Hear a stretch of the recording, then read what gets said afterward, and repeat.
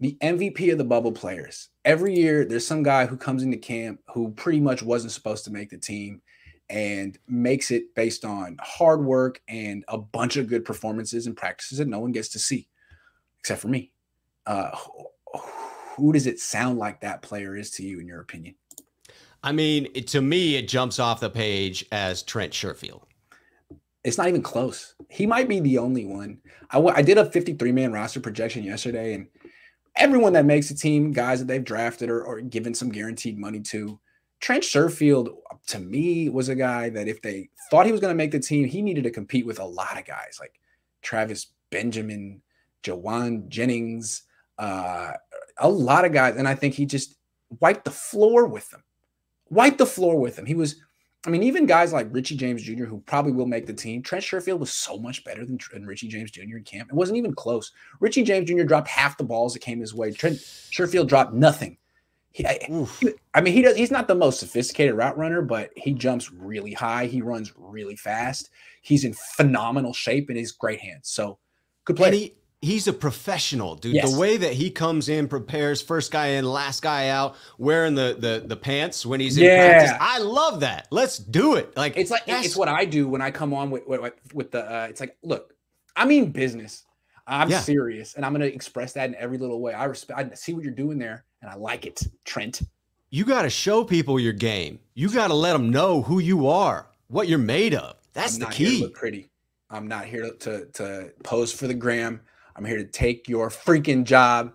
It's what I do. I was an undrafted free agent. I've been taking people's jobs for a few years now, and I'm here in Santa Clara to take yours, bud. Have fun in retirement, Travis. I'm here for a roster spot. Yeah.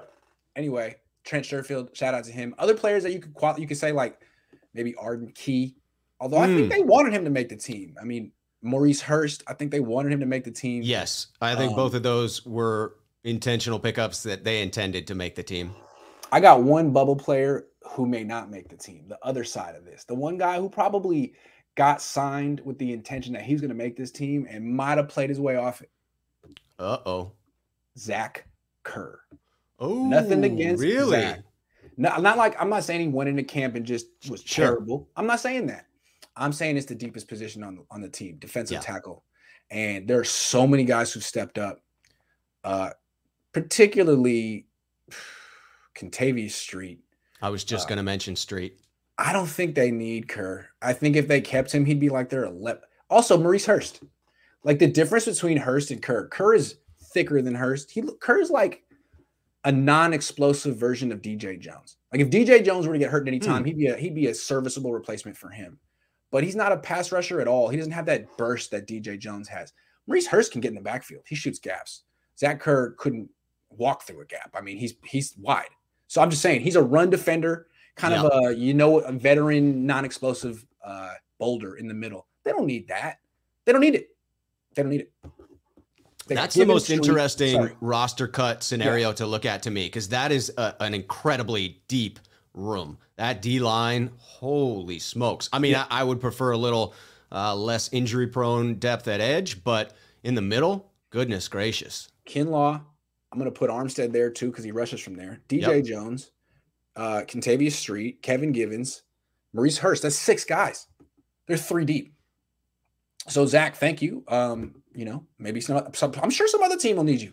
And that's what you're talking about, basically. If and when they cut Zach Kerr and D4 gets hurt early and Zach Kerr is a solid player, exactly what he's supposed to be somewhere else, and you have some injuries, that could hurt. So, but to your earlier argument, if they are able to say to themselves, we're moving forward with Trey and put the pressure on Jimmy to then take that pay cut to remain as the backup quarterback, you can legitimately run with 2 quarterbacks at that point.